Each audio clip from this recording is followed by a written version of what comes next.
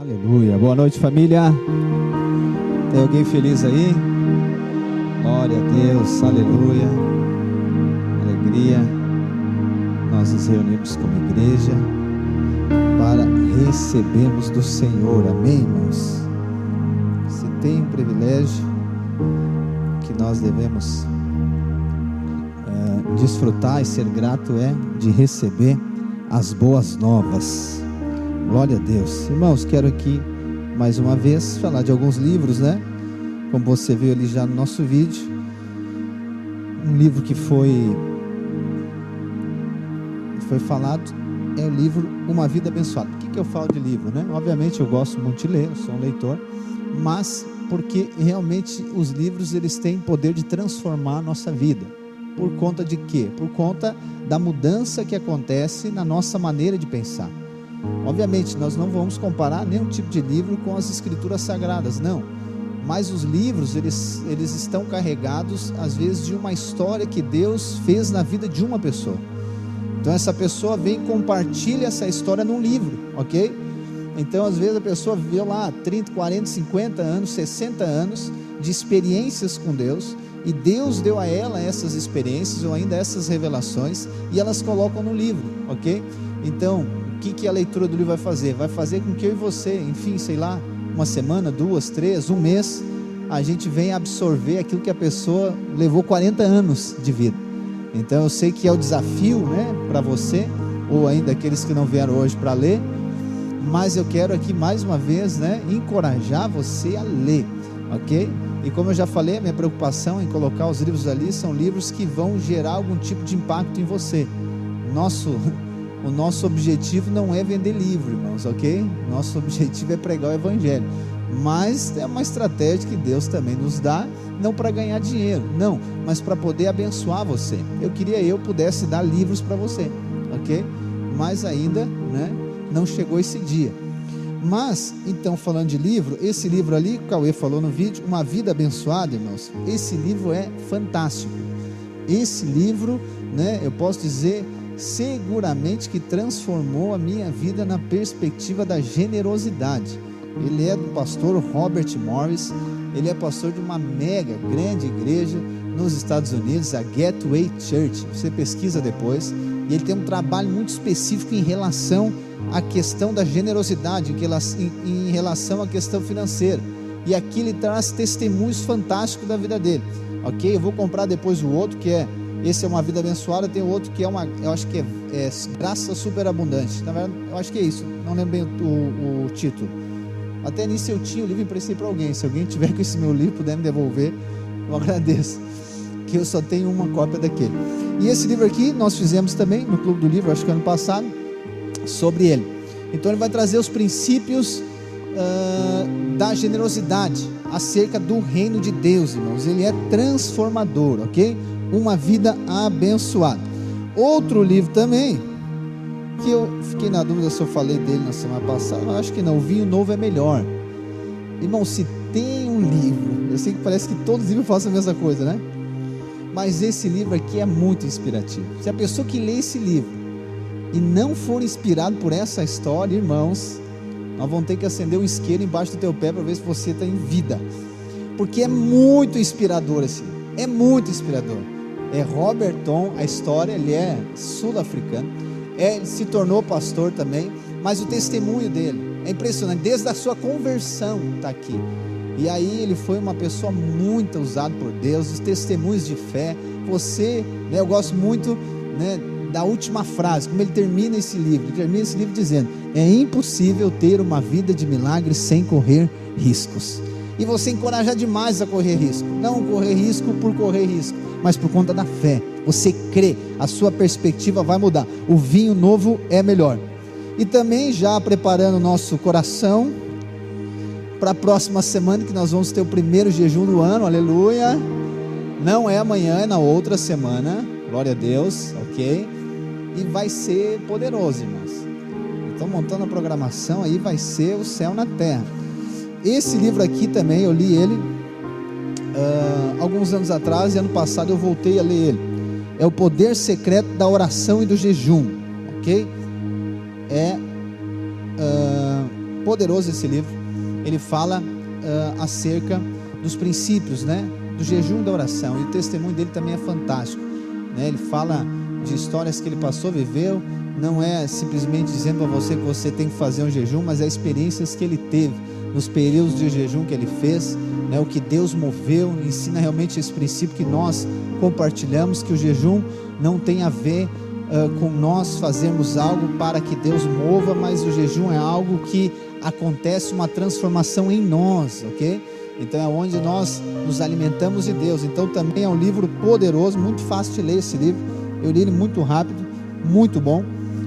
A oração, o poder secreto da oração e do jejum. Amém, irmãos? Também na última semana nós teve uma situação que aconteceu na Costa do Sol, com uma casa que pegou fogo. Quantos viram essa notícia? Alguns. Ok. E nessa casa tem algumas crianças que frequentam um dos nossos GCs, ok? E aí, no sábado até enviei a mensagem para os irmãos, nos grupos, eu acredito que chegou até o grupo do seu GC, para que a gente levantasse doações, ok? De roupas e alimento. Alguns irmãos já trouxeram, estão ali na frente. Se você tiver ali roupas para doar, obviamente roupas em boas condições, porque realmente eles perderam tudo, né? Vai ter que reconstruir toda a casa, vai ter que fazer tudo de novo, perderam as roupas, perderam tudo. E eu creio que é uma oportunidade de nós podermos, né, servir, né? Nós somos a igreja da cidade, servir essas pessoas, e então eu conto com você, ok? Né? Eu passei a lista, tem a idade das crianças e das pessoas, então mais ou menos pelo perfil, ali você consegue selecionar essas roupas. Não é uma oportunidade para você descartar coisas, tá bom? Mas é uma oportunidade de nós exercermos generosidade, ok? E alimentos também, como você não tem condição de dar um cesto básico, mas dê ali o que você pode, dentro da sua condição. Eu creio que se nós juntarmos tudo isso, vai ser de grande valia para essa família. E também uma oportunidade, né, também para eles receber o Evangelho, né, e aí eles realmente ter a vida transformada. E talvez esse incêndio foi algo que vai transformar a sua vida, não agora, mas na eternidade. Amém, irmãos? Aleluia. E o DNA, irmãos, antes de eu pregar, eu preciso falar do DNA para você. Terça-feira inicia as aulas do DNA, ok? Então, se você não fez sua inscrição, faça a sua inscrição. Você já ouviu inúmeros testemunhos, com certeza, dos irmãos, do próprio GC, você já viu, foi encorajado.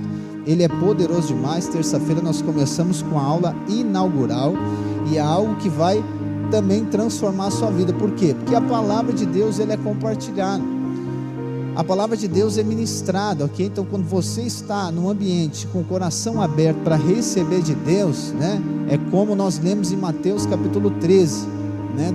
Ali nas parábolas, ou nas parábolas do reino, nós vemos ali na primeira parábola dizendo que existem 4 terrenos aonde foi semeado a semente, né? E o nosso coração deve ser aquele 4º terreno, né? Que é a terra boa e fértil, que a semente é lançada e ela multiplica 30, 60, 100 vezes mais. Então a palavra de Deus é ministrada. Se você tiver realmente com o coração aberto, vai gerar fruto e a sua vida será transformada. E essa é a nossa perspectiva para todas as coisas, mas o que nós necessitamos é da palavra de Deus. A palavra de Deus que tem o poder para transformar a nossa vida. Então quando nós nos reunimos, não é simplesmente porque nós não temos outra coisa para fazer. Não, quando nós nos reunimos aqui é para nos alimentar da palavra de Deus, que vai transformar. Uma palavra que você recebe, ela tem o poder de transformar a sua história, irmãos. Isso que é o incrível da palavra de Deus. Mas pastor, e se eu não receber uma palavra que transforme a minha história? Ok, mas você vai recebendo palavra, na outra semana você recebe palavra, na outra mais palavra, e essa sequência de receber palavra vai transformar a sua vida. Você precisa de ver a palavra de Deus como provisão, ok? Provisão. Quando você não está, né? Na outra semana vamos fazer o jejum, talvez você vai ser o primeiro jejum que você faz.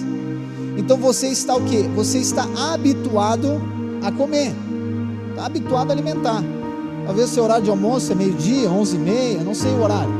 Então se chega naquele horário e você não vai comer, o que acontece com você? Meu Deus, parece que tem um buraco no estômago, não é assim? Fica mal, começa, meu Deus, preciso comer, porque aquilo faz parte do seu estilo de vida já. Muitas vezes não é nem porque você está com fome, mas é porque é aquela hora de comer. E assim deve ser em relação à palavra de Deus. Muitas pessoas acham que vir no culto tem alguma coisa a ver com religiosidade. Não, irmãos. E na reunião de GC tem alguma coisa a ver com religiosidade. Não, tem a ver com alimento, tem a ver com provisão, tem a ver com receber provisão de Deus, irmãos. Pastor, mas não posso receber provisão em casa? Pode e deve receber, mas uma não substitui a outra. Uma não substitui a outra. Algo que você vai ter lá, né, na sua leitura, como nós estamos lendo agora o Evangelho de Mateus, você vai ter a sua experiência lá, no seu momento de oração. Mas tem um alimento que é liberado quando nós nos reunimos. Tem um alimento que é liberado. Então você deve fazer desse ambiente uma prioridade para você. Pastor, mas chegou gente lá em casa, traz junto, vamos comer junto. Pastor, mas não sei o que, teve negócio de trabalho. Não, vem para cá. Porque hoje nós estamos com um culto na semana. Então se você não vier num culto de domingo, você vai ficar 15 dias sem estar no culto. Imagina 15 dias de jejum. Esse jejum não é bom fazer. Pastor, aconteceu imprevisto. Não pode acontecer imprevisto, mas não faça do imprevisto normal. Então coloque uma prioridade. É a prioridade. Não, domingo 19h30 eu já tenho compromisso. Já diz até para Satanás, ó, não vem com compromisso para mim, e 19h30 eu já tenho. Ponto. É sim, é uma questão de fé. Você crê, vai acontecer assim, irmãos. Pastor, eu tenho que trabalhar. Ok, não tenho outros dias para trabalhar. Quantas horas tem uma semana? Eu não lembro agora. Muitas horas, né? Você vai tirar 2 horas, 2h30 quando eu me empolgo aqui. 3 horas você fica em comunhão com os irmãos. Imagina 3 horas do geral da semana. É muito, não? Não é, né? Nós vamos para academia 1 hora todo dia. Meu treino é 50 minutos, mais 10 minutos de conversa, 1 hora. E ponto. Imagina 3 horas por semana. Amém, irmãos? Aleluia. Mas isso é para quem não veio hoje. Glória a Deus. Vamos para a palavra de Deus. Amém, irmãos? A graça subversiva de Deus. E como eu tenho sido encorajado pelo nosso plano de leitura, pela mensagem do Evangelho, como muda a nossa maneira, né, irmãos, de ver agora. Foi o que eu falei para você na outra semana. Quando nós vamos dando ênfase para algo, parece que tudo que a gente lê agora aponta para aquilo. É que nem um carro. Os irmãos vão entender o que eu estou falando. Quando você começa a olhar um carro para comprar, ou começa a falar muito sobre um carro, parece que não existe aquele carro, né? Aí você começa a falar muito, o que acontece? Você sai na rua, começa a ver, nossa, ali 1, 2, 3, 4, 5, vê tudo aquele carro, não é assim? Então é assim quando nós damos a ênfase em relação à palavra de Deus. Então nós vemos os evangelhos e as escrituras, existe tudo aquilo que nós necessitamos. Mas quando nós damos a ênfase agora, vamos dar a ênfase sobre a graça subversiva, numa perspectiva. Parece que tudo que você lê está ligado com aquilo. Você vê um outdoor na rua, você, cara, isso ali está apontando para a graça. Isso ali é da graça. Você vê um negócio, cara, isso aqui está mostrando aquilo ali. Por quê? Porque existe uma perspectiva, existe uma intenção específica para aquilo. Então é dessa maneira que nós estamos fazendo. Então, lendo o Evangelho de Mateus, nós lemos até o capítulo 14, né? E vamos ler agora a partir do capítulo 15 amanhã. E eu tenho a certeza que vai ser poderoso. Amém, irmãos? Mas algo que você já notou em Mateus é que existe constantemente esse, eu vou chamar de atrito. Esse atrito de Jesus com os religiosos. Você já notou isso, né? Todo momento. E agora, se você olhar todo o livro de Mateus com essa perspectiva, você vai ver que Jesus está falando sim para os judeus, sim para os gentios, mas os religiosos, discípulos, mas os religiosos também. Jesus, em diversos momentos, Jesus, né, de fato ataca eles. Mas o ataque de Jesus é através da palavra da graça. Então, quando Jesus, lá no Sermão do Monte, que é apaixonante demais aquela porção, Mateus 5, 6, 7, quando Jesus no Sermão do Monte, ele diz para eles, ok, né, vocês diziam, ou melhor, antes diziam que se eu adulterar, é pecado, Mas ele diz: agora eu digo que olhar com intenção impura já pecou no coração. Uau, então olha aqui, meu Deus, mas quem vai conseguir? Quando ele diz: você antes matar a pessoa era pecado, agora eu digo, se você falar ela, xingar ela de alguma coisa, já matou, já é réu, já está lá condenado ao inferno. Então o que Jesus faz? Lembra que eu já ministrei quando nós falamos da revolução da graça, que a lei, obviamente nós podemos aqui colocar ela de frente com a graça no sentido de salvação, ok? Mas dentro da dinâmica das escrituras, a lei não é oposta à graça, a lei ela antecede a graça, é necessário a lei para que a graça tenha o seu sentido. Então Jesus está dizendo para eles: ok, vocês então vivem na lei, vocês querem viver na lei, e na verdade eles tentavam viver na lei, vou mostrar isso aqui hoje. Mas Jesus está dizendo, é o seguinte, não é o fato de viver na lei. Ele diz: eu não vim para destruir a lei, não, eu vim para cumprir ela, e eu vim para excedê-la. Então se não matar gera um desafio para eles, imagina não xingar, ponto, não sobra ninguém. Porque qual que é o propósito da lei, qual que é o propósito de Jesus? É que todo mundo perceba a necessidade de salvação. Então não é para que alguém cumpra a lei, Paulo diz, a lei veio para que o pecado fosse mostrado. E os religiosos então no embate com Jesus, não é porque Jesus não amava, não, Jesus estava a todo momento mostrando para eles a necessidade deles serem salvos. Então Jesus estava mostrando: ok, vocês acham que são bons, mas olha agora, lá em cima o padrão. Qual que era o objetivo final de Jesus? Ele disse: não, eu não consigo, tá bom, agora tu vai ser salvo. Porque essa que é a questão do religioso, ele confia em si. E eu estava meditando nisso tudo, e eu vi como a graça de Deus, ela é uma ameaça. E aí eu chamo aqui de moralidade domesticada. Eu vou explicar para você o que é moralidade domesticada. A graça ameaça.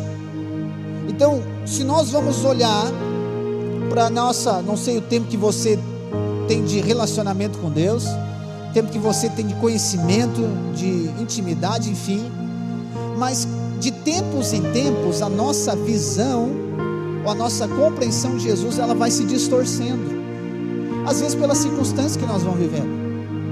Circunstâncias nós vamos vivendo só tempo ruim, só temporada baixa. A gente em algum momento acha que Deus é mau. Por quê? Porque eu só vivo embaixo de tempo ruim. Então a compreensão de Jesus, a visão de Cristo, ela vai sendo distorcida. Então às vezes essa nossa visão, ela vai se tornar o quê? Ela vai nos conduzir a uma má postura espiritual. Então se você, estou ilustrando para você, você vai vivendo debaixo de tempo ruim, daqui a pouco a verdade fundamental do evangelho, de que você é amado de Deus, começa a ficar diferente para você. Não, mas eu acho que eu não sou tão amado de Deus. E aí mexe em algo que é fundamento. Por quê? Porque nada dá certo na minha vida. Ou pode ser o contrário, você está só temporada boa, está tudo dando certo. E aí então você crê que o está dando certo é um sinal de aprovação de que você está fazendo tudo certo também. Então vai mudando, entendeu? Conforme a temporada nós estamos passando, vai mudando a nossa visão, a nossa perspectiva de Deus. E aí nós vamos tendo essa má postura espiritual. E aí o que eu e você fizemos? Nós vamos agora domesticar. Nós vamos conformar Jesus naquilo que nós queremos. Entende? Então eu coloco Jesus e coloco ele numa roupa que eu quero. É ele, eu coloco ele, preste bem atenção nessa expressão, eu coloco ele numa imagem que eu quero. Então eu decido que é assim. Então é assim que acontece as heresias, as más condutas espirituais, porque a pessoa coloca o Jesus na imagem dela. Não, porque Deus me aceita assim, ponto. Não, mas ninguém está falando sobre aceitar. Não, mas porque eu acho que é assim, porque comigo é assim, porque eu acho que é desse jeito, eu acho que é dessa maneira e tá bom, eu acho que é assim, ponto. Então ela convence a si própria de que é desse jeito, mas não é assim que está dizendo a Escritura. Então ela conforma Jesus, ela coloca Jesus numa forma, ou coloca Jesus numa roupa que ela quer, ao invés de ela entrar na roupa de Jesus, que é o que a palavra diz. Não é Jesus que transforma a nossa imagem, mas é nós que somos transformados à imagem dele. Então isso que acontece quando Jesus agora vem para a terra. Jesus vem e de fato ele é um padrão. E a base para iniciar uma história com Deus é receber o Filho. E aí que nós vamos ver nos evangelhos essa resistência das pessoas em receber Jesus. Como que vai ser transformado por Deus se nem recebeu a Ele ainda? Como que vai se tornar a imagem do Filho de Deus se não recebeu o Filho de Deus? Então, essa pintura, vamos chamar assim, que muitas pessoas fazem de Cristo, que são equivocadas e distorcidas, elas vão para os extremos. Então muita gente acha que Deus, ele é muito duro. Uau, Deus é muito duro. Você fizer errado, está fora, desqualificado para tudo. Se você errou, bom, vai acontecer alguma coisa de ruim com você. Se você falhou em alguma coisa, você fez algo, Deus vai vir pesar a mão em você. É um extremo. Mas existe outro extremo, é o seguinte: pode fazer o que você quiser, do jeito que você quiser, faz o que você quiser, que Deus está aprovando. Se não aprova, Ele passa o pano e segue o baile. Então, ou seja, são visões distorcidas, totalmente erradas. Eu tento enquadrar Deus naquilo que eu quero. E aí acontece também às vezes que eu considero, ou você, ou melhor, os que não vieram, Jesus, não, isso aqui Jesus aprova na minha vida, não, isso aqui Ele não aprova. Então eu escolho. Então na verdade quem determina alguma coisa não é Jesus, quem determina sou eu. É eu que determino. E é assim que acontece com os religiosos, eles que querem determinar como Jesus tem que ser. Aí Jesus vem e cura a pessoa, não sabe, ele disse: não pode. Não pode. Tá, mas só um pouquinho. Quem é o soberano na história? Quem é que é o soberano? É Jesus, o Filho de Deus, que é soberano, ou é o religioso? Ou é a pessoa? Não, só um pouquinho. Está entendendo a má compreensão de Jesus? A imagem errada de Jesus, o que gera? Vai gerar esse tipo de comportamento. E aí essa visão, ela vai gerar o quê? Ela vai gerar uma maneira de relacionar. A visão que você tem de Deus, preste bem atenção, a visão que você tem de Deus, a visão que você tem de Jesus, ela vai determinar o seu relacionamento com Deus, e vai determinar o seu relacionamento com as pessoas. Ponto. A chave para qualquer relacionamento é a revelação do relacionamento com Deus através de Cristo Jesus. A chave de qualquer relacionamento, pai e filho, marido e mulher, patrão e empregado, todos os relacionamentos, eles têm como base o relacionamento de Deus com você, a partir de Cristo Jesus. Se você crê, então vamos lá, se você crê que Deus é alguém, esse é um extremo, que Deus é alguém muito mau, que Deus é alguém que fica procurando oportunidade para condenar você, para acusar você, você crê que é assim, qual o resultado que vai dar isso? Você vai ficar procurando oportunidade para condenar e acusar as pessoas, porque você crê que é assim que é com você. Mas à medida que você crê que Deus então relaciona com você por conta de Cristo, é dessa maneira que você vai relacionar com as pessoas. Não é pelo que elas fazem ou deixam de fazer, mas é por conta de Cristo. E as consequências dessa visão errada, irmãos, existem muitas, mas uma das principais, não digo a principal, mas uma das principais dela é esse foco na questão do comportamento. O comportamento se torna o foco. Preste bem atenção, não estou dizendo que o comportamento não é importante, mas ele não é o mais importante. O comportamento, ele é sempre consequência. O comportamento, ele não é fundamento. Então vamos lá, quando eu foco no comportamento, por quê? Porque essa é a imagem que eu tenho de Deus. Quando eu foco no comportamento, o que vai acontecer? O que eu faço e o que eu não faço é o mais importante. O que importa é o que eu faço, o que eu não faço.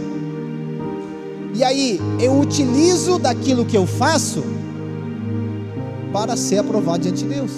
Então, se eu faço as coisas certas, uau, eu sou aprovado diante de Deus. E o oposto também, se eu faço alguma coisa errada, eu mesmo me desaprovo diante de Deus. Mas onde é que está Deus na história aqui? Sabe aquelas pessoas, você não conhece nenhuma delas, mas o dia que você conhecer, você vai lembrar de mim. Aquela pessoa que pergunta e responde junto. Sabe não? A pessoa pergunta para você, você vai responder, ela já diz. Aí você não fala nada. Você quer sorvete, chocolate ou morango? Aqui é chocolate, né?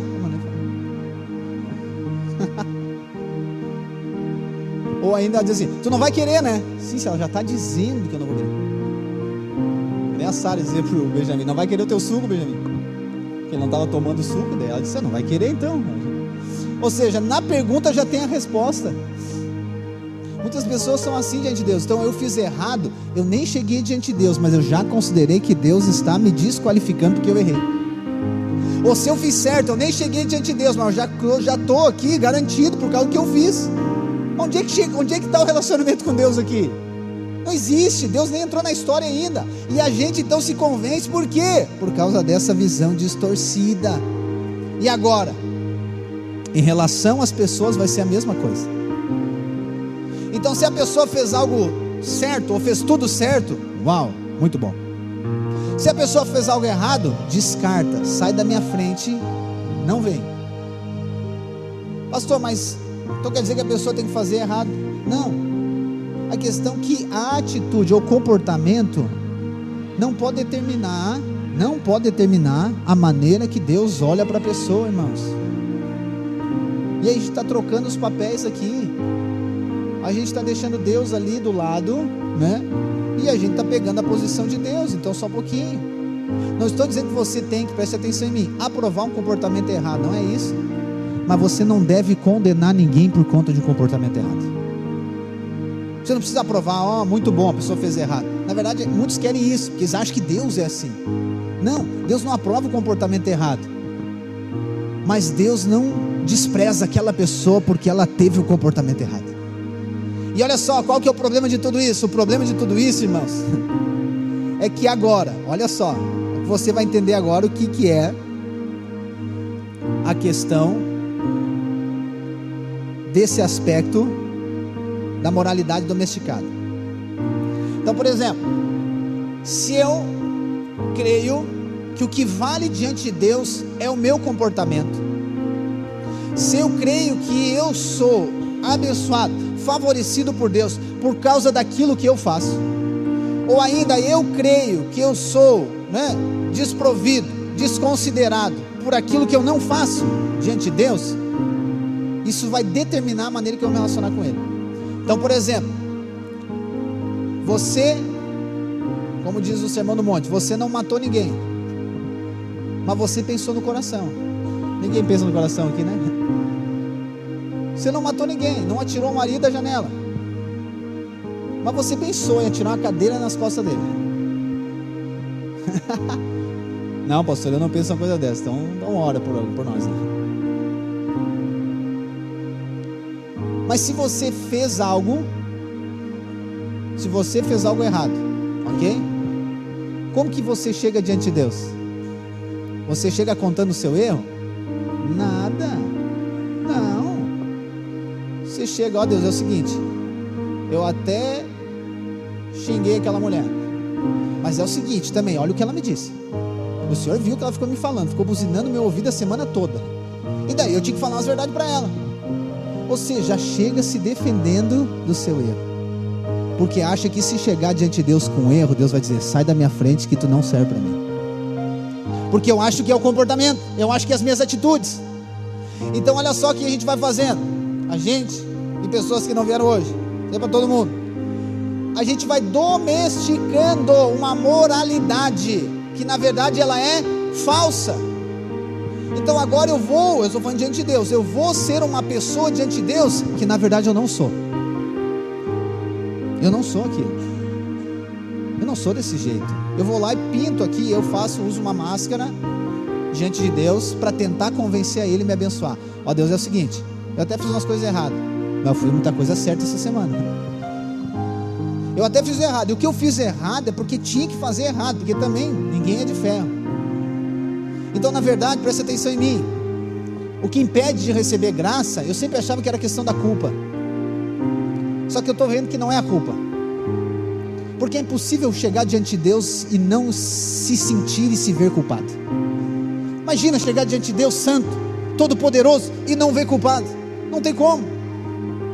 Não que Ele faça algo para eu me sentir culpado, mas é impossível eu não me sentir culpado diante de Deus, irmãos. Só que qual que é o problema que não recebe graça de Deus? É a questão então que você vai ver que os religiosos fazem. não é a culpa, mas é a questão de reprimir a culpa. De quê? De nunca mostrar fraqueza, de nunca mostrar necessidade, de nunca mostrar que errou, nunca mostrar que falhou, nunca mostrar nada. Não, só mostra a parte que fez, só mostra o comportamento bom. E o comportamento ruim é justificado por causa de alguma coisa. É desse jeito que acontece. Aí a pergunta é: vai receber graça? Não vai receber graça. Então a graça aqui, ela se torna o quê? Uma ameaça a essa capa de moral. Ela é uma ameaça a essa moralidade domesticada, que na verdade ela é falsa. E eu e você, ou ainda aqueles que não vieram hoje, achamos que somos justificados por conta dos nossos comportamentos. Então por isso que muitas pessoas, parece que a graça de Deus não toca elas. Parece que a graça de Deus vem, ela fica mais dura. E aí muitas pessoas acham: não, é que, viu, pastor, não pode pregar a graça, tem que pregar a lei. Se fosse para pregar a lei, Jesus ia pregar a lei, irmãos, até para os religiosos. Jesus não pregou a lei, Jesus pregou a graça. Está entendendo? Então, agora, qual que é o risco? Eu sei que muitas pessoas, inclusive eu me incluo nela, tenho medo de se tornar religioso. Constantemente as pessoas: pastor, eu tenho um temor de me tornar um religioso. Pastor, eu tenho medo de me tornar um fariseu, pastor. Meu Deus. E a gente até falava isso: oh Deus, ainda bem que é a tua graça.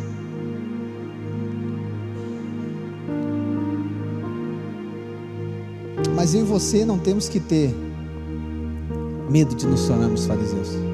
O fariseu aponta para o religioso. Essa não é a questão do evangelho. Não é a preocupação que você tem que ter. A preocupação que nós temos que ter é de sermos recuperados por Deus da nossa condição de fariseu, que já nascemos com ela. Não é de se tornar um fariseu, não, mas é deixar de ser um fariseu. Nós estamos vendo errado, irmãos. Por isso que a graça é maravilhosa, abre os olhos. Não, pastor, eu não sou religioso. Não, pastor, eu não sou um fariseu. Primeiro ponto, é o que João, lembra que João fala? João diz aquele que diz que nunca pecou, é o quê? Mentiroso. Por quê? Porque a declaração dele já tem uma mentira. Então se você disser: não, pastor, eu graças a Deus não sou religioso, mas caiu certinho na armadilha. Então por que vem a graça de Deus? A graça de Deus, ela vem para confrontar essa religião que está dentro de nós.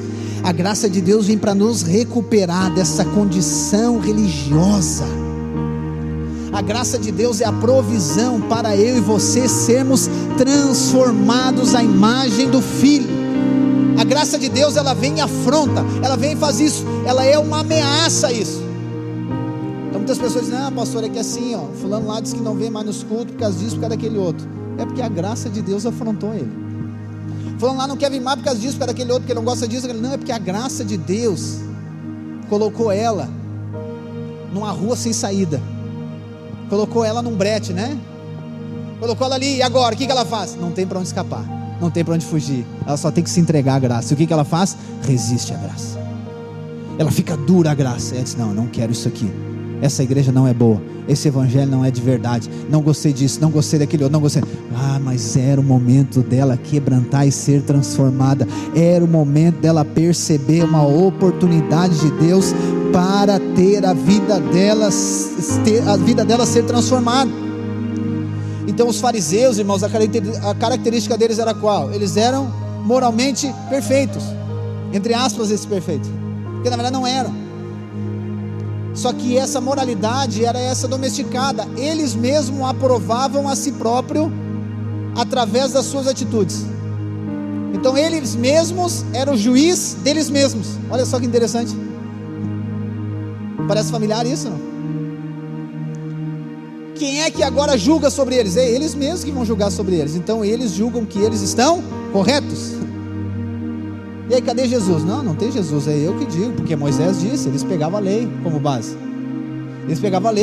Então essa lei esse comportamento, vamos lá, o comportamento deles, a obediência deles, com base no mérito, eles mesmos se tornavam justificados diante de Deus. Conseguiu acompanhar?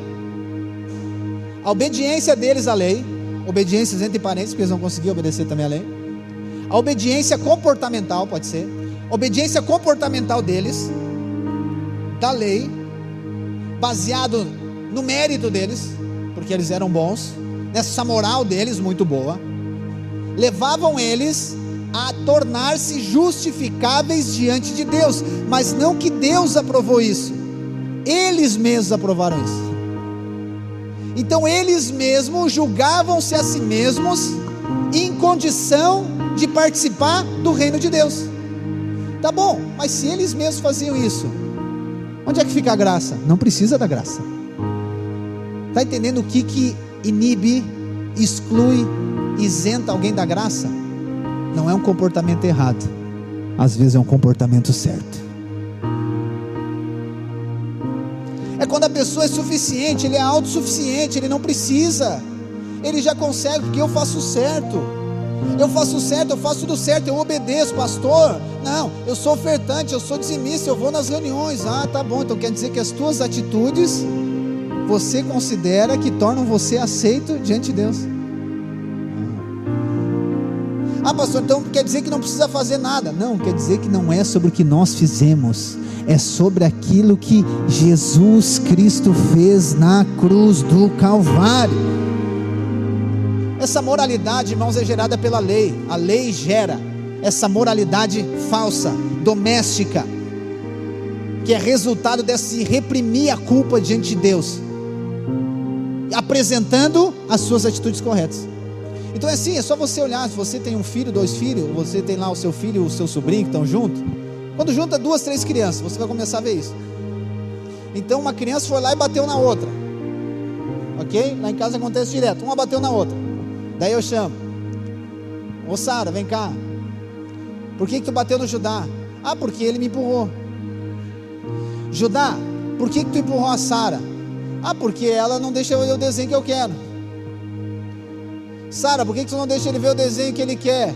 Não, porque ontem ele olhou o desenho que ele queria. E aí vai indo, os dois com escudo assim, se defendendo assim. Ninguém diz: não, eu empurrei porque eu errei, pai. Eu empurrei porque deu uma vontade de empurrar, porque eu sou mau mesmo. Não, ninguém. Então, ou seja, a maneira de eu esconder o meu erro é fazendo o quê? Mostrando o erro do outro. A maneira de eu esconder meu erro é mostrando o erro do outro, ou ainda mostrando as minhas atitudes corretas. Ninguém vai se identificar com isso jamais, né? E aí o que acontece com isso? A obra de Cristo, ela é dispensável. A obra de Cristo não vale de nada, porque o que vale são as minhas obras. O que vale foi o que eu fiz. O que vale foi o que o outro fez de errado. O que vale é o que eu estou fazendo certo. E aí eu apresento isso diante de Deus. Oh, irmãos, preste atenção em mim, com todo encargo, zelo no meu coração. Não recebe graça. Quando você chega diante de Deus com base no mérito ou ainda no demérito, não recebe graça. Quando você chega diante de Deus apontando a atitude, seja correta ou seja errada de alguém, não recebe graça de Deus, porque Jesus, preste atenção, Jesus não foi enviado no momento que ele foi enviado para julgar atitude. Ele vai julgar atitude, vai vir esse tempo. Mas o tempo de Jesus agora é o que? É de graça, é de provisão, é de cura, é de libertação, é de transformação, irmãos. Mas agora eu quero julgar, eu quero avaliar a mim mesmo ou a outras pessoas. Ah, pastor, quer dizer que meu filho tem que fazer o que ele bem entender? Não, aí não estamos falando de outra coisa, irmãos. Nós estamos falando de ensino, ok? Por mais maduro que você seja espiritual, sempre você será ensinado. Sempre você deve ser ensinável. Não muda isso. O fato de você crer na graça de Deus não anula a disciplina. Nós falamos isso, não anula o ensino. Pelo contrário, você vai entender que a graça de Deus é que ensina você, educa você. Está lá em Timóteo, está escrito isso. Mas agora, qual que é a nossa perspectiva? é eu e você entendemos que a chave para participar do reino, a chave para nós participar do reino, preste bem atenção, é não nos qualificarmos para isso, mas reconhecendo de maneira sincera e franca a nossa desqualificação. Mas não uma desqualificação que se manifesta por quebrar algum tipo de regra, mas também não é uma qualificação por conta de cumprir a regra. Mas nós participamos do reino por causa de Cristo, nós somos salvos unicamente por causa dele, nós recebemos graça unicamente por aquilo que Cristo fez, não tem a ver com o que nós fizemos, não tem a ver com as nossas obras. Vamos ler Mateus 19, aleluia.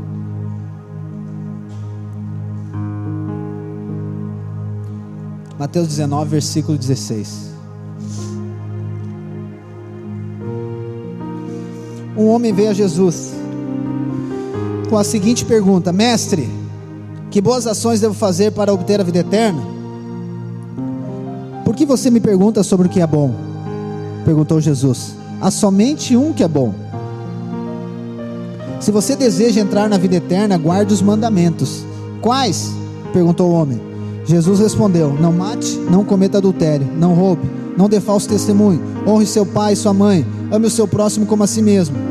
Aí ele diz: tenho obedecido a todos esses mandamentos. Disse o homem: o que mais devo fazer? Jesus respondeu: se você quer ser perfeito, vá e venda todos os seus bens e dê o dinheiro aos pobres, então você terá um tesouro no céu. Depois venha e siga-me. Quando o rapaz ouviu isso, foi embora triste, porque muitos eram os seus bens. Oh, irmãos, esse jovem era judeu. Você lê lá no início do capítulo, diz que Jesus deixou a Galileia e foi para a Judéia. Então ele lembra que eu falei para você da diferença da Galileia e Judéia? Então Judéia é o pessoal top.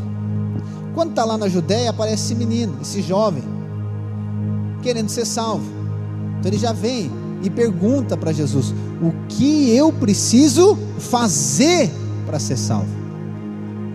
O que eu preciso fazer para ser salvo?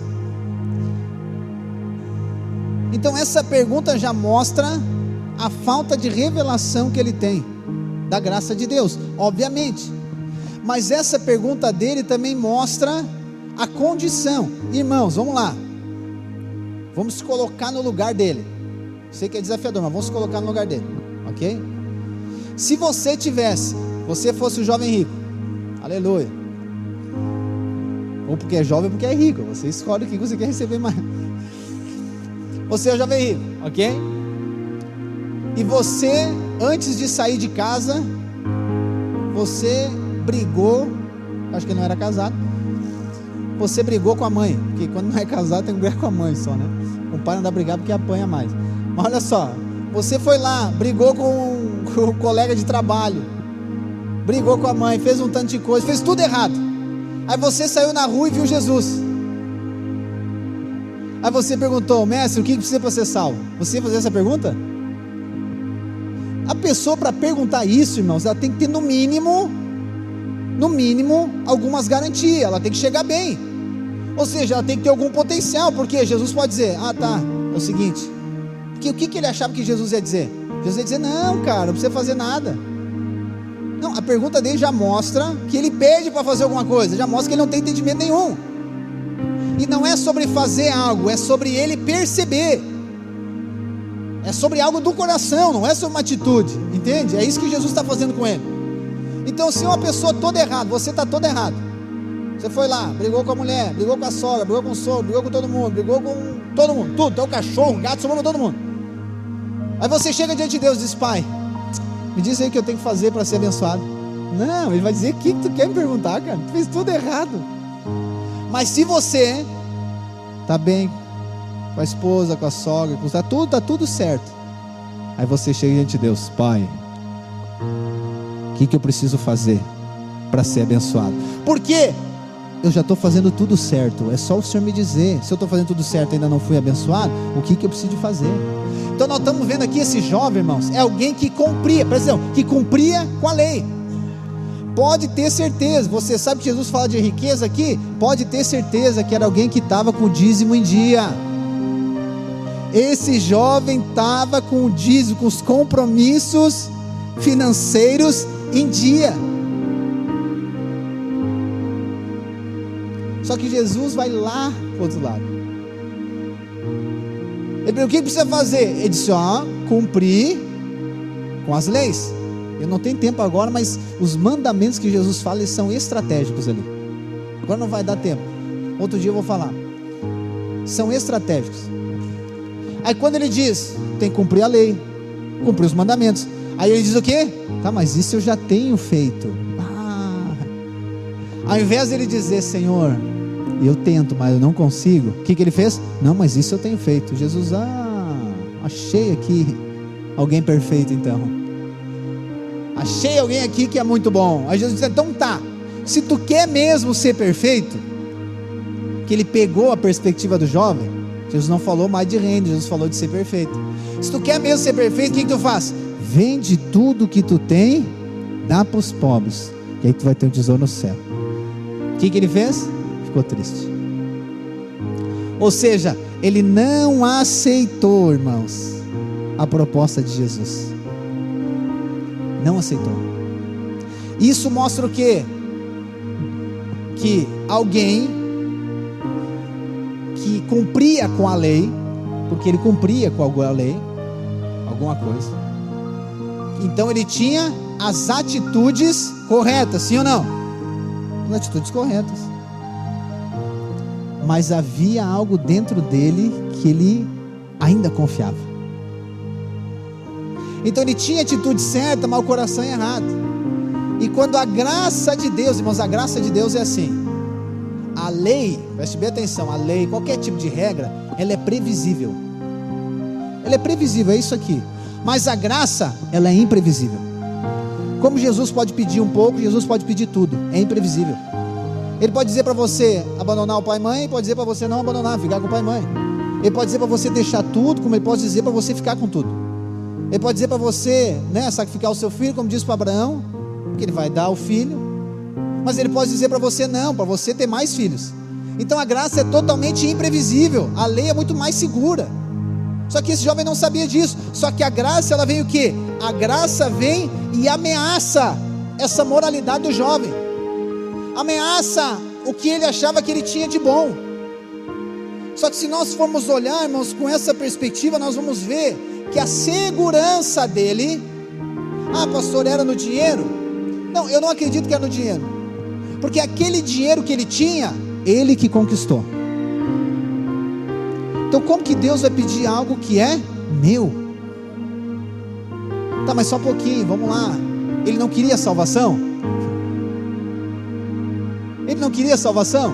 Então quando Jesus diz para ele, é o seguinte, tem que dar tudo para ser perfeito. Ou seja, quem está falando é Deus, amém? Então se Deus falou, irmão, só um pouquinho, se ele falou, está falado, quem sou eu para discutir com ele? Mas por conta do comportamento dele, por conta dele ter construído a sua independência financeira, por conta dele ter agora confiado nas riquezas dele, as riquezas dele se tornou a sua segurança e a sua dependência e a sua confiança. Só que na verdade a segurança não é nas riquezas, a segurança estava naquilo que ele podia fazer. Porque quando Jesus tratou aquilo que ele fez, aquilo que ele construiu como nada, ele disse: não, daí eu não quero. Não, daí eu não quero, não, isso aqui eu não quero. Tá, mas só um pouquinho, cadê aquela pessoa, irmãos? Vamos lá, qual que é o primeiro mandamento? Você sabe? Pode dizer, quem sabe? Fará o quê? Amará quem? A Deus. Tá, mas só um pouquinho. Se Deus falou para ele entregar tudo, o que ele tinha que fazer? Primeiro mandamento: Deus sobre todas as coisas. Eu não posso amar mais o dinheiro do que a Deus. Então ele tinha que entregar, sim ou não? Mas o cumpridor da lei caiu na própria lei dele. E essa moral dele enrustida foi mostrada diante da graça. Para quê? Para ser humilhado? Não, para ser salvo. Para ele ser salvo, para ele entregar, para ele dizer: Deus, é o seguinte, eu vou ter que abrir o coração contigo. Eu sou apegado ao dinheiro, o dinheiro é meu ídolo, as minhas posses é a minha confiança, a minha segurança está naquilo que eu faço. Senhor, eu não consigo vender tudo que eu tenho, eu não consigo dar tudo que eu tenho, eu não consigo entregar tudo que eu tenho, eu não vou conseguir ser salvo. Jesus ia dizer: aqui chegamos no ponto que eu queria. Você não consegue, você é desqualificado através das suas obras, e porque você sabe que é desqualificado, eu qualifico você, eu digo que você vai entrar, eu digo que você é salvo, eu digo que você é justificado, não é pelo que você vai fazer. É isso que ele tinha que entender, irmãos. E aí o que ele quis fazer? Ele escondeu, irmãos. Isso aqui que é o risco, irmãos, é esconder o que é diante de Deus. Nós conseguimos esconder diante das pessoas, mas eu quero dizer, não tem de esconder diante de Deus, porque Ele sabe de todas as coisas. Ele sabe de todas as coisas. Eu e você podemos ter uma atitude muito boa, aquela coisa que você cumprimenta alguém por educação: e aí, tudo bem? Mas lá dentro você quer. Não é assim? Não, você não é assim, né? E aí, tá tudo bem? Não, tá tudo bem, mas por dentro você tá... Casal, às vezes acontece isso, né? Amor, tá tudo bem? Tá?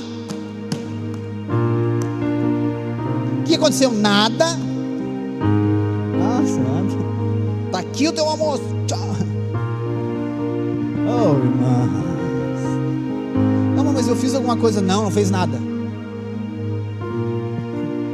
Amor, mas o que aconteceu? Nada. Tô dizendo que é nada. Estou forçando a barra aqui, né? Mas às vezes tem um falar: não aconteceu nada, mas dentro, sabe? Mas acontece isso em algumas igrejas, na nossa não. E aí, irmão, tudo bem? Tudo bem. Não, mas tá tudo certo? Não, tá tudo certo, mas lá no coração dele não está certo. Porque na verdade ele não quer ajuda, ele não quer, e tem liberdade, ninguém é obrigado a nada. Aqui Jesus está oferecendo. Só que eu quero mostrar para você é que a graça maravilhosa de Deus, ela é uma ameaça à nossa moralidade. Ela ameaça. Mas para quê? Para que a gente se sinta mal? Não, é para que a gente receba da graça, irmãos. É para que a gente receba dele. Jesus, irmãos, aqui ele vai direto no ponto. Ele expõe para o jovem qual que é a doença dele. Isso é graça de Deus. Ele mostra para ele: cara, o problema é que a tua confiança está em ti. Ele toca na ferida, sabe a expressão toca na ferida aqui? Talvez se Jesus tivesse dito assim: cara, é o seguinte, vende os teus videogames, que tu é salvo. Isso é mais fácil. Mas Jesus tocou direto lá, vende, dá o que tu tem, não é vende, é dá, né? Dá o que tu tem, ponto. Tocou na ferida dele. E isso mostrou que ele está doente, sim ou não? Só que Jesus estava com a cura na frente dele, estava com a cura nele. E ao invés de aceitar a cura, ele preferiu ficar doente. É como uma criança que ela cai e se esfola no saibro. Sabe quando é que se esfola no saibro? Você já teve essa experiência? Que fica grudado as pedrinhas aqui, né? Que beleza, né? Ela está esfolada, sangrando. Só que aí você oferece um sorvete para ela. Aí você diz: você quer um sorvete ou quer passar um mertiolate? Hoje mertiolate nem dói, né? Mas pensa que é o doído aquele. Você quer um sorvete ou mertiolate? Ela quer um sorvete, mas ela não quer tratar a ferida dela. Ela não quer que a graça de Deus venha e limpa. A graça de Deus que afrontou, mostrou que ela está machucada. A graça de Deus que agora mostrou para ela: você precisa de ser salvo, você precisa de ser transformado, você precisa de ser a vida totalmente impactada. Você precisa, ao invés dela aceitar a transformação, o que ela faz? Ela se contenta em permanecer doente. E o problema da história aqui quem é? O problema é Jesus, irmãos, com certeza. Com certeza ele saiu falando: gente, é o seguinte, aquele cara é doente, aquele cara é maluco. Mas é ele que perdeu a oportunidade de receber da graça de Deus. Mas preste atenção em algo. Eu quero continuar lendo o texto. para você ver que não vamos colocar aqui o jovem rico como alguém, né? Mas os discípulos de Jesus também têm uma perspectiva errada. Mateus 19, versículo 23. Depois do fato do jovem rico, Jesus diz: então Jesus disse aos discípulos: eu lhes digo a verdade, é muito difícil um rico entrar no reino dos céus. Digo também, é mais fácil um camelo passar pelo buraco de uma agulha que um rico entrar no reino de Deus. Ao ouvir isso, os discípulos ficaram perplexos. Olha, os discípulos ficaram perplexos e perguntaram: então quem pode ser salvo? Oh, irmãos, imagina só, você está aqui na igreja, aqui 3 anos, e aí você chega: pastor, tá, mas então quem é que pode ser salvo? Irmão, 3 anos de pregação da graça, eles perguntaram. Olha só que interessante, né? Se acontecer com Jesus, vai acontecer com nós também. Jesus olhou atentamente para eles. Olha que poderoso isso aqui. Olhou atentamente para eles e respondeu: para as pessoas isso é impossível, mas tudo é possível para Deus. Irmãos, vai entender isso aqui. Então Pedro disse: deixamos tudo para segui-lo, qual será a nossa recompensa? Jesus respondeu: eu lhes garanto que quando o mundo for renovado, o Filho do Homem se sentar em seu trono glorioso, vocês que foram meus seguidores, todos se sentarão em 12 tronos para julgar as 12 tribos de Israel, e todos que tiverem deixado casa, irmãos, irmãs, pai, mãe, filhos ou propriedades, por minha causa, receberão em troca 100 vezes mais e herdarão a vida eterna. Versículo 30. Contudo, muitos primeiros serão os últimos, e muitos últimos serão os primeiros. Por que os discípulos ficam perplexos? Eu tenho que entender a mentalidade judaica. A mentalidade judaica é o seguinte: se tem dinheiro, se é rico, é porque está sendo aprovado por Deus. Então é assim: pessoa aprovada por Deus, então ela tem dinheiro. Então, se o jovem rico que tinha dinheiro estava sendo aprovado por Deus por conta de ter o dinheiro, não é ter o dinheiro para ser aprovado. Tem o dinheiro é porque é aprovado, entendeu? É assim que é a mentalidade dos judeus. Se tem dinheiro é porque é aprovado. E eles viram um judeu na frente deles que tinha dinheiro não ser aprovado. O que eles pensaram? Mas só um pouquinho. Se ele tendo dinheiro foi desaprovado, o que vai sobrar para nós? O que vai sobrar para mim? Pedro pensou. Cara, que eu tinha só umas coisinhas ali e não tem mais nada. Então, ou seja, nós somos totalmente desaprovados. Não tem como. Aí Pedro pergunta: mas quem pode ser salvo? Quem pode fazer alguma coisa? Ou melhor, o que tem que ser feito? Aí Jesus vem e diz para ele: para o homem é impossível, mas para Deus tudo é possível. O que Jesus está dizendo aqui? O homem, nada que ele faça é possível que torne ele salvo, mas isso é impossível para o homem. Somente Deus pode fazer. Somente Deus pode fazer. Ele está falando dele mesmo, ele está falando da cruz, ele está falando daquilo que, o resultado da graça de Deus. Então Pedro está dizendo o quê? Só um pouquinho. Se o cara tem dinheiro, então ele trabalhou muito, então ele fez muito e foi desqualificado. Então nós, o que nós temos que fazer para ser salvo? Nós vamos ter que trabalhar mais. Olha o pensamento, a maneira dele pensar, irmãos. A maneira dele pensar é essa, de que tem que fazer alguma coisa para ser salvo. Embora, preste atenção agora, embora Jesus diga para ele: não é possível, é impossível, somente Deus pode fazer isso. Aí olha ainda a pergunta dele, o que ele diz? Tá bom, Jesus, entendi. Eu entendi, Jesus. Mas o que vai acontecer com nós que deixamos tudo para te seguir? Jesus está dizendo que não é sobre o que faz. Aí Pedro diz: tá, mas e nós que já deixamos tudo? O que nós vamos receber? Então olha só, o problema do jovem rico é o quê? É porque ele não fez algo ele não foi aceito, ok? A consideração dele é essa: Jesus pediu para mim entregar tudo, eu não entreguei, então não tem salvação. O que Pedro agora está confiado no quê? Senhor, e nós que fizemos? Opa! Tá, mas então quer dizer que não é só o não fazer, quer dizer que o fazer também pode ser um problema. Então não é só eu não fazer as coisas certas, mas Pedro está dizendo: eu fiz certo, Jesus, eu vi que ele não quis deixar as coisas, mas eu deixei tudo, nós deixamos tudo para te seguir. O que nós vamos receber? Opa, mas a confiança de Pedro está onde? Naquilo que ele deixou, naquilo que ele fez. Tem muitas pessoas que não recebem graça de Deus, por quê?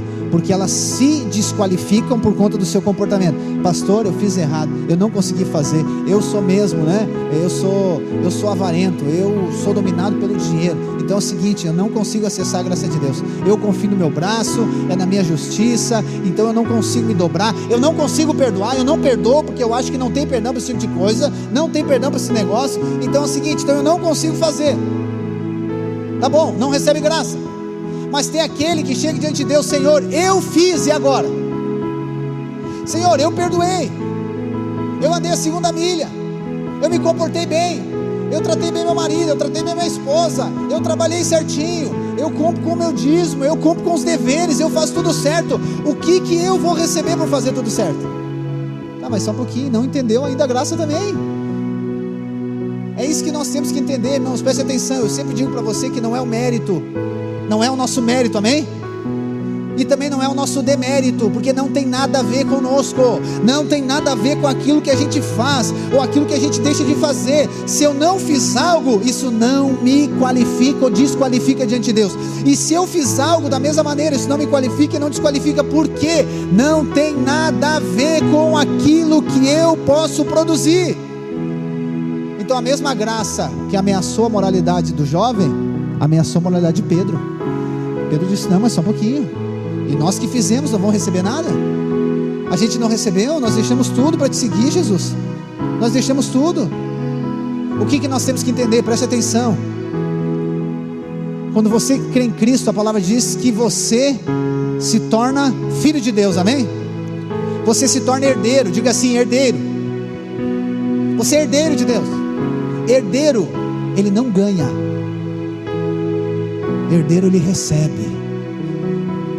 Você não ganha a salvação, você não ganha a bênção, você não produz isso, não, você recebe, é isso que é graça, é isso que é graça, nós recebemos, por conta daquilo que Cristo fez. Não vamos achar que a nossa obediência ou desobediência, ela se torna uma moeda de troca com Deus, irmãos. Não faça isso.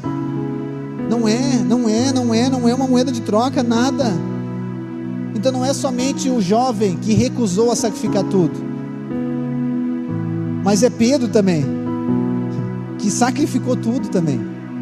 Não é por não sacrificar, ou não é por sacrificar, é tudo a ver com Ele, é tudo a ver com Ele, é tudo aquilo que Ele fez. Mas Jesus fala algo, e aqui eu quero caminhar para o final. O último versículo do capítulo 19, ele é a introdução do 20. Jesus diz: mas muitos serão os primeiros, mas muitos dos primeiros serão os últimos, e os últimos serão os primeiros. Vamos ler o capítulo 20 para finalizar, até o 16. Pois o reino dos céus é como o dono de uma propriedade que saiu cedo de manhã, a fim de contratar trabalhadores, para seu vinhedo. Combinou de pagar uma moeda de prata por um dia de serviço e mandou trabalhar. Às 9 da manhã estava passando pela praça e viu por ali uns desocupados. Contratou-os e lhe disse que no final do dia pagaria o que fosse justo. E eles foram trabalhar no vinhedo. Ao meio-dia e às 3 da tarde fez a mesma coisa. Às 5 da tarde estava outra vez na cidade e viu por ali mais algumas pessoas. Por que vocês não trabalharam hoje? Perguntou ele. Porque ninguém nos contratou? Responderam. Então o proprietário disse: vão e trabalhem com os outros no meu vinhedo. Ao entardecer, mandou o capataz chamar os trabalhadores e pagá-los, começando pelos que já haviam sido contratados por último. Os que foram contratados às 5 da tarde vieram e receberam uma moeda de prata. Quando chegaram os que foram contratados primeiro, imaginaram que receberiam mais. Contudo, também receberam uma moeda de prata. Ao receber o pagamento, queixaram-se ao proprietário. Aqueles que trabalharam apenas 1 hora, e no entanto o Senhor lhes pagou a mesma quantia que a nós, que trabalhamos o dia todo no calor intenso. O proprietário respondeu a um deles: amigo, não fui injusto. Você não concordou em trabalhar o dia inteiro por uma moeda de prata? Pegue seu dinheiro e vá. Eu quis pagar ao último trabalhador o mesmo que paguei a você. É contra a lei eu fazer o que eu quero com meu dinheiro? Ou você está com inveja porque fui bondoso com os outros? Assim, os últimos serão os primeiros, e os primeiros serão os últimos. Irmãos, aqui tem 2 aspectos importantes dessa parábola. A primeira é os 2 trabalhadores, né? Os que foram contratados pela manhã e os que foram contratados no final do dia. O grupo que foi contratado de manhã, a atitude deles demonstra isso que eu estou falando para você. O mérito, o que eu fiz. Porque quando agora então o proprietário ali aponta para Jesus, o que ele vai fazer? Ele vai lá e paga os últimos primeiro o mesmo valor que eles receberam. E eles acharam injusto. Mas vamos lá, qual que é a história deles? Eles estavam aonde? Eles estavam sem trabalho. Eles estavam na mesma situação deles. Eles também estavam sem trabalho. Então, ou seja, aponto para mim e para você, todos nós antes de Jesus estávamos na morte. Ponto. Eles estavam sem trabalho, eles não tinham, ninguém tinha chamado eles para trabalhar, eles estavam sem emprego. Aí eles foram chamados para trabalhar. Só que agora teve pessoas que foram chamadas para trabalhar no final do dia. No final do dia. Eu nem sei se eles trabalharam 15 minutos, irmãos. Meia hora eles trabalharam. Aí na hora de pagar, o que aconteceu? Eles foram receber. E ele começou pagando pelos últimos. Ele foi lá e disse para os últimos: está aqui, ó, uma moeda de prata, um denário. Está aqui, está pago. Aí o primeiro foi receber, que já tinha sido combinado, a mesma coisa. Ele disse: tá, mas só um pouquinho, está errado. Oh Deus, não, está errado, não podia pagar a mesma coisa para ele, porque nós trabalhamos mais, nós trabalhamos muito mais, ou seja, nós merecemos, ele não merece. Irmãos, quando a gratidão, a nossa gratidão pela graça, quando a nossa gratidão pela graça recebida se transforma num ressentimento pelo fato de nós considerarmos que outros são menos merecedores de ter recebido a graça, nós estamos mostrando que não compreendemos a graça que nós recebemos. Então olha só, a graça de Deus pode se tornar num ressentimento. Quando eu e você, a gratidão que nós recebemos, vamos lá, os trabalhadores, vamos falar deles que é melhor, em vez de falar de nós. Os primeiros trabalhadores, eles receberam graça, sim ou não? Os últimos trabalhadores receberam graça, sim ou não? Só que os primeiros trabalhadores, ao invés de responder com gratidão à graça, eles responderam com ressentimento à graça. Por quê? Porque eles consideraram que aqueles trabalhadores da última hora eram menos merecedores do que eles de receber graça. E o que mostrou isso então? Que eles não entenderam que eles receberam graça. Então o que eles receberam foi graça, mas eles não consideraram graça. Irmãos, isso aqui, preste bem atenção, depois você ouve de novo isso tudo. Isso aqui tem o poder de transformar a sua vida. Por quê? Quando eu e você olhamos para o outro e consideramos que ele é menos merecedor de receber graça do que eu eu não entendi o que eu recebi. Eu acho que eu recebi ainda é por conta do mérito. Pastor, mas o que eu tenho que fazer? Eu tenho que olhar para a graça que eu recebi. Eu tenho que olhar para o favor que eu recebi. Os trabalhadores, primeiro, eles não ficam bravos porque eles ganharam pouco. Não, ele fica bravo porque o outro ganhou a mesma coisa. Hoje de manhã eu pedi para o Benjamin lavar o carro. Ele está em treinamento. E aí ele foi lavar o carro. Primeiro eu disse, não, tira as coisas, os lixos de dentro, né? Eu vou botando as garrafas, os negócios assim. Tira lá de dentro, daí vamos dar uma limpada por dentro. Aí ele foi lá limpar. Daí a Magda viu ele e disse, você tá bravo que o pai te pediu? Ele disse, não, então o que foi? Não, é que o pai comeu 2 picolé. Ele achou 2 coisas de picolé no lado da minha porta. Então ele não está bravo por trabalhar, ele está bravo porque eu comi picolé e ele não comeu. Ele disse, oh Deus, é Mateus 20 para ele. Ele não está bravo, não. Os trabalhadores aqui, eles não estão bravos porque eles trabalharam o dia todo, porque eles ganharam pouco. Eles estão bravos é porque o outro trabalhou menos e ganhou a mesma coisa, irmãos. Aí me diz, é a mesma mentalidade de Pedro e do jovem rico, sim ou não? A mesma. Nós fizemos mais, merecemos mais. Como que outro vai receber? Irmão, se você olha para o outro, a torneira fecha para você receber. A torneira fecha. Fecha, porque você está olhando para o outro. Ele não merece, tá, mas só um pouquinho. Quem determina quem merece ou não merece? É Deus que determina, irmãos. Se ele recebeu, aí tem muita gente diz, então tá, ele recebeu fazendo tudo errado, então eu vou fazer tudo errado. Não é porque ele fez errado que ele recebeu.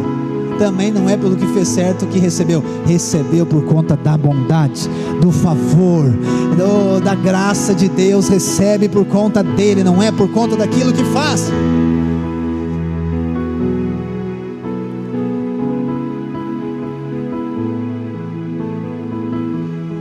Eu não acredito, eu vou finalizar aqui.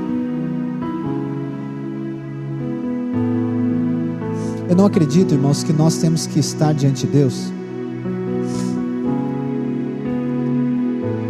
nem diante das pessoas, dizendo, Senhor, eu sou muito ruim, eu sou muito errado, eu sou isso e aquilo. Não, eu não também concordo com isso. Eu acho que não deve ser assim. Mas também não acho que você deve chegar diante de Deus dizendo que você é bom. Eu acho que nós temos que chegar diante de Deus assim: Senhor, eu não mereço. Eu não mereço. Primeiro. Segundo, eu necessito. Terceiro, eu sei que o Senhor é bom para dar. Então eu te peço graça e favor sobre a minha vida. A minha oração não tem espaço para o outro.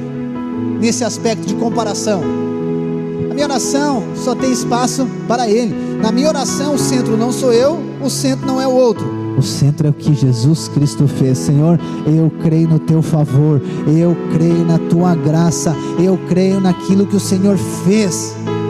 Eu e você não podemos viver com Deus, debaixo da graça de Deus, não tem como, com uma mentalidade de pagador de imposto. Não estou dizendo que você tem que sonegar imposto. O Elcio está ali anotando.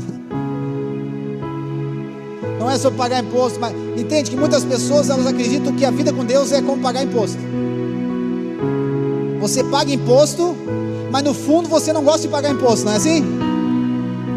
Ou você adora, nossa, IPTU, que legal, IPVA agora, aleluia, é assim? Não, mas você paga, não paga? Se não paga, tem que pagar.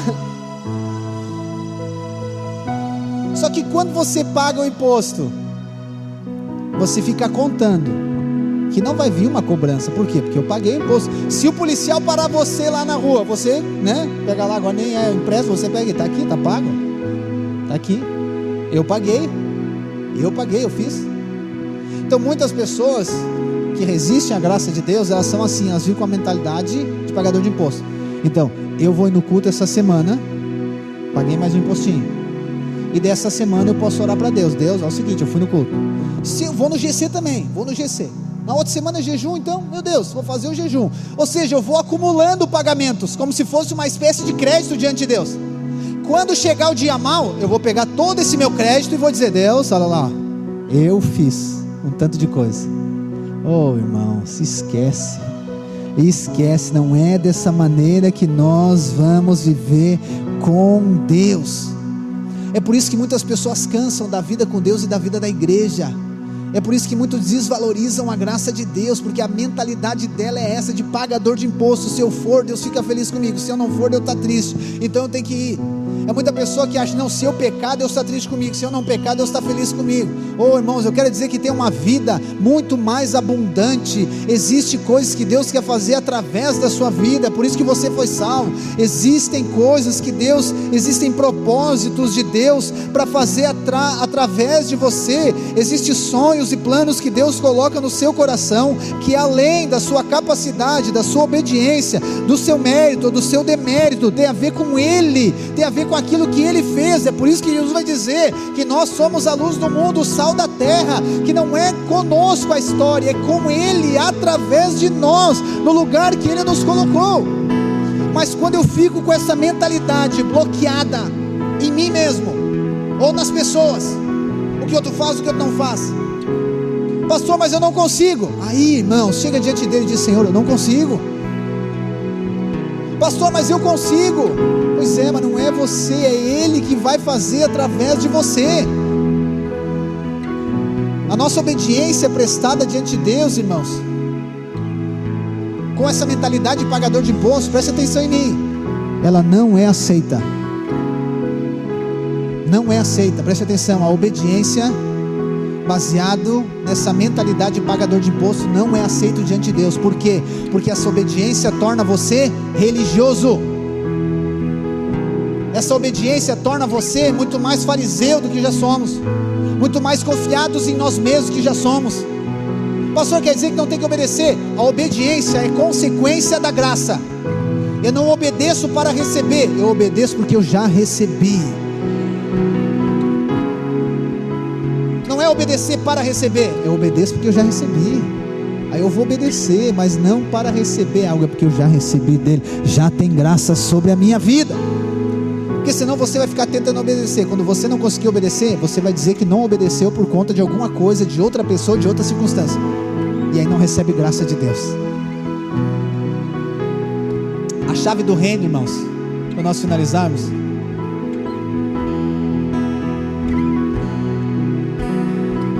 é nós entendermos que a única coisa que qualifica-nos diante de Deus é nós sabermos que não somos qualificados. E a única coisa que nos desqualifica é nós pensarmos que somos qualificados. Em Mateus a gente está vendo, e agora você vai ver na segunda parte de Mateus, todas as histórias que tem, vai ter um personagem central, que assume uma posição central, tentando se qualificar diante de Deus para ter algum tipo de aprovação. E o meu coração é para que eu e você, irmãos, não venhamos a resistir à graça subversiva, como eu tenho falado de Deus. Que eu e você não venhamos a ser como fazer um exemplo. Se é o seu caso, não fique ofendido. Não estou debochando de uma enfermidade, só um exemplo. Nós não podemos ser como alguém que sofre de diabetes, que quando vem o médico para aplicar insulina, ao invés dela receber, ela fica brava com o médico, porque ela não assume a sua doença. Essa é a posição dos religiosos. E eles eram os que tinham que entender, irmãos. Eles conheciam todo o Antigo Testamento, eles sabiam que viria. Só que quando veio o médico com a cura, se é que você está me entendendo? O que acontece? Ao invés deles dizer, eu estou doente, eu preciso de médico, o que eles fizeram? Resistiram, se tornaram duros, resistiram à graça de Deus. Então Ele tem a provisão, amém? Não resista à graça de Deus, não se esconda atrás da sua obediência ou da sua desobediência, não se esconda, receba. O Senhor chamou você hoje aqui para você receber, mudar a sua mentalidade. Não é ganhar, não é conquistar, não é resistir, não é lutar contra, não é tentar se qualificar, mas é você receber. Ele tem a provisão que nós necessitamos, seja para ser salvo, seja para cumprimento de propósito. É sobre Ele, não é o que eu faço, é o que Ele fez. Oh, irmãos, não tem como ficar duro diante da graça de Deus. Não tem como alguém, como eu falei, eu que tenho uma enfermidade, eu que tenho necessidade, ao invés de eu abraçar o médico que vem com a cura para mim, eu vou ficar bravo com ele. Sai daqui, porque tu está expondo a minha doença. Não está expondo a doença, ele veio trazer a cura. Então Jesus, preste atenção, como diz em João capítulo 3, 18, o Filho do Homem não foi enviado para quê? Condenar, mas ele foi enviado para salvar. O que nos condena é a lei mostra doença, enfermidade, ok? Mostra necessidade, mas ele tem a provisão. E talvez aqui é onde você não está conseguindo desfrutar da graça de Deus, porque no momento do confronto você resiste. No momento do confronto você resiste. A graça, ela é confrontativa. A graça é confrontativa, irmãos. Só que eu e você temos que olhar com os olhos de graça, saber que Ele veio para nos salvar, Ele não veio para nos condenar, Ele não veio para nos acusar. Como eu falei essa semana, um dia no compartilhamento, as pessoas estão apressadas dizendo que Deus pesou a mão, Deus fez. Não, vai vir o julgamento, fique tranquilo, vai vir, está escrito, mas ainda não é o tempo do julgamento, é o tempo da graça. É o tempo da graça, é necessário a graça vir antes do julgamento, porque não tem base para julgar se não tiver graça primeiro. Como que Deus vai cobrar de mim e de você algo que Ele não nos entregou primeiro? Então por isso que agora é o tempo da graça. É graça, é graça, é graça, é graça, é favor, é imerecido, não é o que você fez, não é o que você deixou de fazer, é graça, é graça. Ah, mas a pessoa fez certo, mas não é porque ela fez certo, ela recebe graça. A pessoa fez errado, não é porque ela fez errado, mas tem graça disponível para todos aqueles que creem. É para todos os que creem. Pastor, mas aí essa pessoa está fazendo errado. E um dia vai vir o julgamento, irmãos, mas não é eu que vou julgar. Um dia todos nós vamos comparecer diante do tribunal de Cristo e vamos receber a recompensa segundo as obras que nós temos feito. Vai chegar, mas eu quero dizer, não é a hora. E por que eu estou aqui encorajando você? Não resista à graça. A graça é superabundante, a graça vai transformar você, a graça é para impactar a sua vida. Então não trate a graça como sendo qualquer coisa. Não trate Cristo como sendo qualquer coisa. Não trate a oportunidade que eu e você estamos tendo. Jesus falou, nós lemos essa semana, Jesus diz, muitos reis e profetas queriam ver o que vocês estão vendo, queriam ouvir o que vocês estão ouvindo, mas não foi dado a eles, foi dado a vocês essa oportunidade de receber graça. Pastor, mas que eu não gosto dessa parte. Irmãos, creia, dependa de Deus, irmãos, entregue-se para Ele, não deixe a sua mentalidade, entendeu? A sua mente, o seu coração ficar duro. Não, se entregue, creia, declare. A graça, ela é para quem não merece, amém? Mas é para quem sabe e declara que precisa. Eu preciso de Ti, Senhor, eu preciso da Tua graça na minha vida, eu preciso da Tua graça no meu casamento, eu preciso da Tua graça para criar os meus filhos, eu preciso da Tua graça para exercer o meu trabalho, eu preciso da Tua graça para cumprir com o Teu propósito. Senhor, nós precisamos e dependemos da Tua graça para esse litoral ser transformado. Nós dependemos de Ti, dependemos do Teu favor. Não é as nossas obras, não é o nosso mérito, tampouco o nosso demérito, é tudo a ver contigo, Jesus. Tem a ver com Cristo, com a obra consumada no Calvário.